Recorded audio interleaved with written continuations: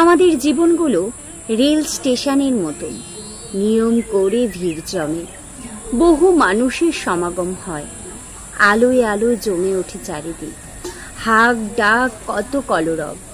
অতঃপর প্রয়োজন ফুরিয়ে যায়, সবাই যে যার পথে রওনা হয়ে যায়, আলোগুলো নিভে যায়।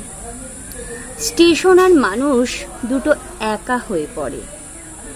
সত্যি বলতে অভিযোগ করার কিছু নেই, আমরাও তো থাকি কারো না কারোর জীবনে, কারোর দুঃখে, কারোর মন খারাপে।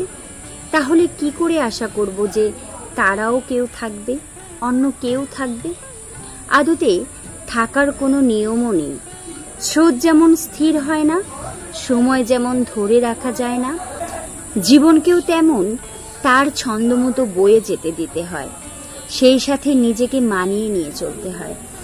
এক জীবনে সবাইকে ধরে রাখা, সব নিয়ে চলার কোনো নিয়ম রাখা হয়নি, আর নিয়মের বাইরে যাওয়ার সাহস দেখাতে গেলে সর্বনাশ।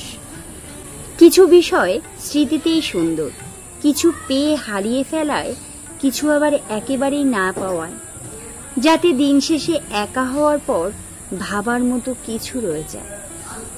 এক কাপ চায়ের প্রতি চুমুকে যাতে বিষণ্ণতায় ধোয়া ওঠে, পছন্দের গানের লাইনগুলো যেন বিশেষ কাউকে মনে করিয়ে দেয়, প্রিয় বইটার ভাঁজে যাতে গোলাপটা শুকিয়ে থাকে, আকাশের দিকে তাকিয়ে যেন দীর্ঘশ্বাস ফেলা যায়,